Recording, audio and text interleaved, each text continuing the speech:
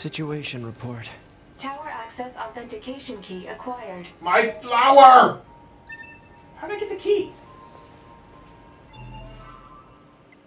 Damn it. How many times are y'all gonna take off the damn flower? The required number of authentication keys have been acquired. The tower is now open for investigation. Good. I guess we'll go ahead and make another save. I'm just worried I'm gonna reach like a point of no return. I'm sure I've already passed that. But still.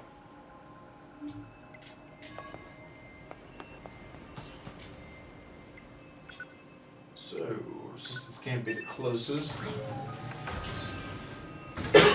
Okay.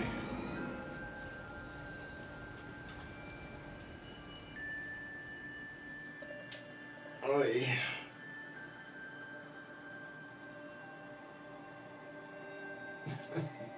This whole thing's so badly confusing. How the hell did the operator get off of the bunker? I'd like to know. So many things I'd like to know, but hey, you're not gonna get an answer for most of it, I'm afraid. Shop, shop, shops. Let's boogie.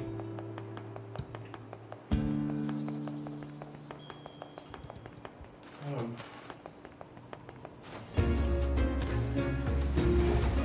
It's very triumphant music. Alright. We're near that tower. Here I come.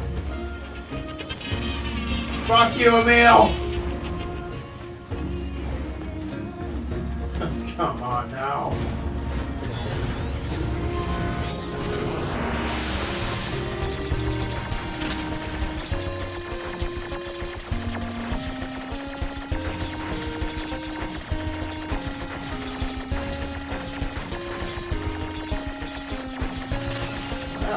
Alright.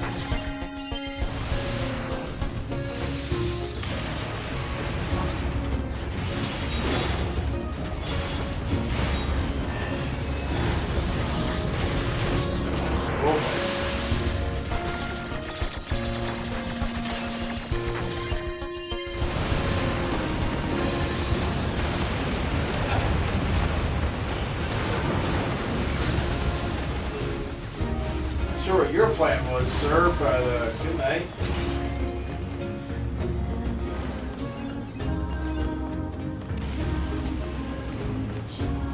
Tower subunit access granted. Whoopee.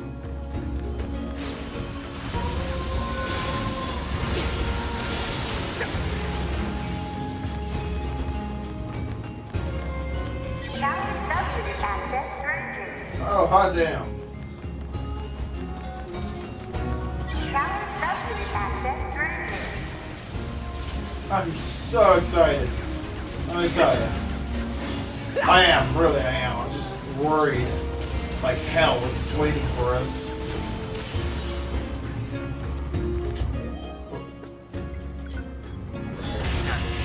Bullshit! Hello, and thank you for choosing Tower System Services.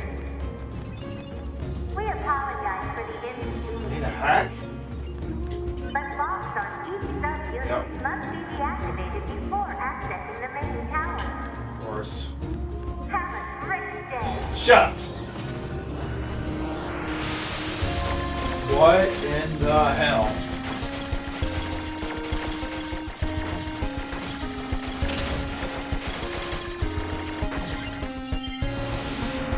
Okay. That's one.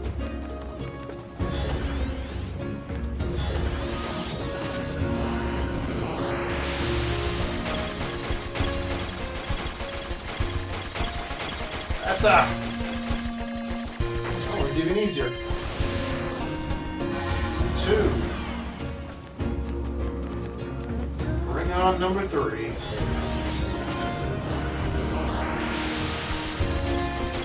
Oh, crap.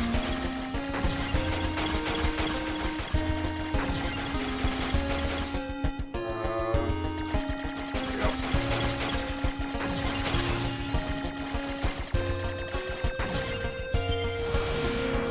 Alright. Congratulations! You've unlocked all of the sub-units. That means a special prize is waiting for you inside the tower. Oh, is it? We look forward to serving you. Do you? Who made this thing? Wow, this is gonna take a minute. Enemy caution level rising. A2? Most likely concerned over Unit 9S gaining access to tower. Out of my way! Damn it! They won't stop coming! Alert. Allied signal detected. Yeah? Allies? Oh. Wait, you? Wait. 9S, we've been expecting you. Uh-oh.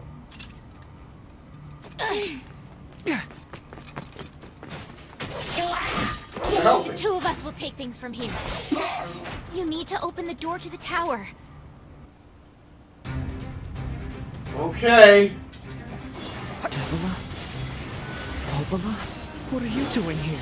Remember your promise? What are you talking about? Come on, 9S. Hack in while you can. None of this makes any sense! We'll explain everything once we're inside.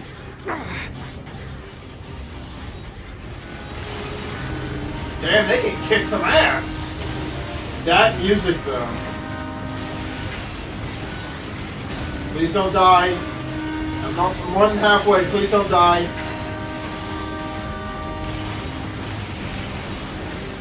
Holy hell, look at him go. Almost in. Hold on. Keep kicking ass, ladies.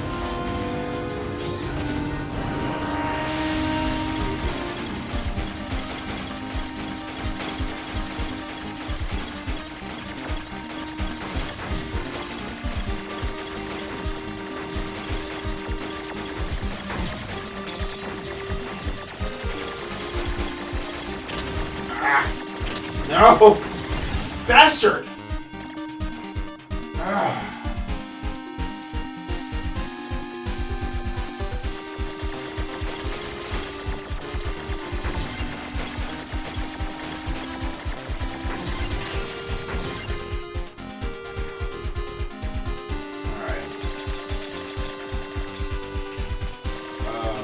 Alright.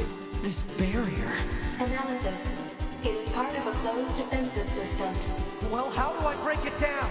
Hypothesis. Unit 9S could permit his self-consciousness data to lose control.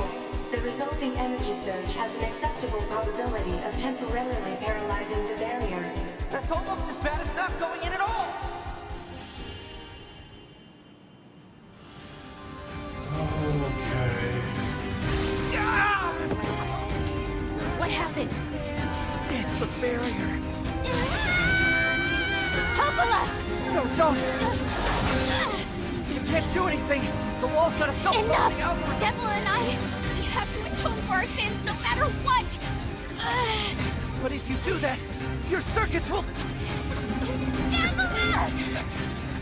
Right.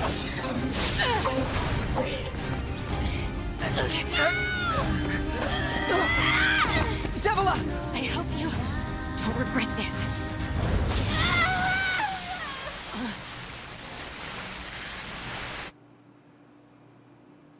Okay. So they're wanting to atone for the things they did back in Nier? Again, even though technically it wasn't them per se.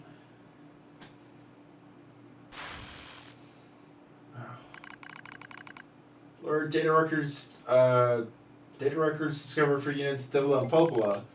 Do you wish to open the data? Sure. Why not? Curiosity, right? Ooh. Ooh, text adventure. Dusty wind kisses my cheeks. Buried in sand, we press forward one step at a time. We have nowhere else to go, after all. Because our models, the Devola and Popola models, are defective. Record, transitions in the project's initial phase. When first we woke, there were still people. They had flesh, egos, emotions, souls, and they issued us a single order: function as observers of Project Gestalt. This is the sole mission of the twin Devola and Popola models. It is the only reason we exist at all. We were the latest model, though many companions shared our appearance. There was a sparkle in all of our eyes, a sense of pride at having been entrusted with humanity's future. And yes, there was anxiety as well. But we existed as a pair. We shared destiny's burden as a pair. Because of that, all hesitation was swept away. Each pair was given their own cities as observation areas. We were ordered to guide the replicants with our own hands, all for the sake of the promised time that would one day arrive. We were the only ones who could handle such a duty. We were observers, after all. Ah! Watch out! Devola staggers and falls in the soft yet unforgiving sand. I hurry to her side and sigh with relief when I find she's not seriously hurt. Are you alright? Sorry, sis. Guess I spaced out there for a bit. She smiles, the same wry smile I know so well, as she rubs absently at her leg. It is wrapped in a white bandage. Your bandage is coming undone. Here, let me change it. It's alright, Popola. Come on, we have to go before we lose the light. We won't be going anywhere if sand gets into that thing. Now quit whining and hold still. I'll be quick. Devola grunts and turns away. I take it as consent. Soon we are resting in the shade of a nearby rock as I pull the bandage free. Artificial skin, torn and bloody, peeks out from beneath the bandage. Judging by Devola's current lack of ambulatory control, I imagine the circuitry underneath has been damaged as well. Taking a deep breath, I check the circuitry. Wait, is this a choice? Oh, it is! Check the circuitry to see if it can be repaired or replace the bandage. No, we'll check the circuits. As expected, wiring in the nerve circuitry has been damaged. Replacing it will require new connectors as well as some tools. None of which is easy to find in a desert. Sorry about this, sis, mutters Devola. That wry smile again. Kills me every time. Don't you dare apologize, I respond. You've done nothing wrong. I calmly change the bandage, trying not to let my worries show. I make it as tight as possible so no sand can slip inside. It's all I can do until I get proper materials. But that's going to be a tall order, considering our current condition. I'm sorry, sister. Okay, now you're apologizing. We both apologize, while insisting the other's apology isn't necessary. It's kind of funny in a way, such a trivial exchange under such circumstances. We laugh together, the sound echoing out across the desert before being stolen by the cool evening wind. Report regarding the increase in relapses. There has to be some way to prevent relapses. Devola's sharp voice echoes through our private quarters. You must be quiet, sister. The replicants will hear. They wouldn't understand even if they did. That might be true, but regardless. Annoyed at my hesitation, Devola crosses her legs and scowls. The black scrawl took another victim, she says. It's 3 this month. It's spreading way too fast. Let's wait and see what happens. I'm tired of hearing you say that. Her shout makes me jump, just a little, but enough for her to notice. Seeing that, her eyes suddenly open wide. I'm sorry, sis. It's not your fault. I shouldn't have lashed out like that. It's okay. I understand. It's all going wrong. You can feel it too, right? When I was first assigned to Project Gestalt, I was over the moon with pride. But now, my chest hurts just to think about it. If it were to fail... Before we knew it, the replicants had gained a sense of self, and the black scrawl started raging out of control. It moved fast. So fast. Like a wind. Popola and I would go to the observation room and act like it was all okay. We talked to the replicants as if we didn't have a care in the world, but at night, we just hold each other and share the horror of it all. I'm glad you're with me, murmurs Popola. I couldn't have handled being an observer all alone. We were able to endure because we had each other, I reply softly. Did the humans see this coming? Is that why they made a twin model? Were they really so clever? Were they really so cruel? I couldn't have done this by myself. I would have descended into madness. I simply couldn't bear such a burden all alone. When I get the chance, I'm going to try contacting another city, she says. Maybe these abnormalities are localized phenomena. I pray that's the case, I reply.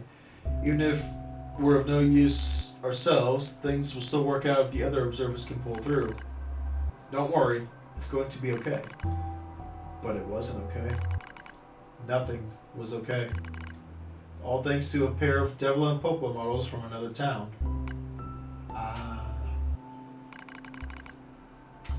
The wind ropes my cheeks. The sand grazes my skin.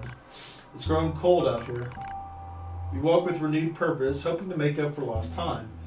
Devola loses her balance, and every now and then, it gets bad after a while. I slip myself under her arm so she won't fall again, and we press on. Is your leg alright? Well, I doubt I'll be dancing anytime soon, but yeah, it's fine. She smiles as she says this, but I can tell she doesn't have much left, and yet she continues to smile. Also, I won't worry. I remember when our resistance allies injured her leg. I was furious, beyond fury. I wanted to scream and cry and lose myself in it, but then she smiled, and all of that rage just drifted away. To think we have the same face, yet such different smiles. One day, I realized how she reminded me of the martyrs I'd seen in the old records. That was the day we decided to leave our town forever. Record of Project Gestalt's end. Our role as observers ended on the day Project Gestalt collapsed, all due to the actions of Devola and Popola models from another town. With the original Gestalt lost, humanity was doomed to an inevitable extinction. One second. Tongue's going dry. Sorry. Knowing this, we gathered what remaining replicant data we could find and launched it to the surface of the moon. And though success was as unlikely as finding a lost sand grain in the desert, we still had to attempt it. We still had to try. We were androids, you see. Protecting humanity was our instinct. Other androids, beholden to that same instinct, began to direct their hate at the Devola and Popola models who'd snuffed out humanity. It started small. A few offhand remarks, the occasional glance, but even the smallest things have weight, and with enough of them combined, that weight eventually becomes a boulder. Emotions boiled over, remarks became jeers, and soon enough, my sister and I were the perfect target for persecution. At first, we simply accepted the fact that our friends turned on us. It was almost unavoidable, I suppose. We were observers for Project Gestalt, after all. And while we didn't cause it to fall, the people who did, well, they looked just like us. So we accepted it. We took the resentment and scorn. We endured. Because, as crazy as it sounds, I think we actually felt responsible. We moved from town to town in an effort to avoid persecution, but at one such time my seemingly infinite patience finally broke. My sister, Devola, met with unprovoked violence at the hands of a resistance member. She said something in response to his taunts, something quiet. And though her words were ambiguous, he slashed her leg nearly in two. My vision narrowed, everything went red, and then she smiled at me. It's okay, sis. There's something we can do. But it was too late. My emotions were no longer in my control. I'm simply not strong enough to stand aside and let the most important person in the world come to harm. Devola and I left town that same day. Violence like that wouldn't stop. It wasn't going to happen again. And it wouldn't be coming from just one person. So rather than let them kill us, we ran. I guess it was the greatest resistance I could muster. We lose the sun as dark clouds gather overhead. We continue our march. Cold wind blasts us, stealing what little body heat we have left. I smell rain in the air. We continue our march. Sometimes we hear animals howling in the distance. It makes us flinch every time. But we continue our march because even this is better than suffering at the hands of our fellow androids.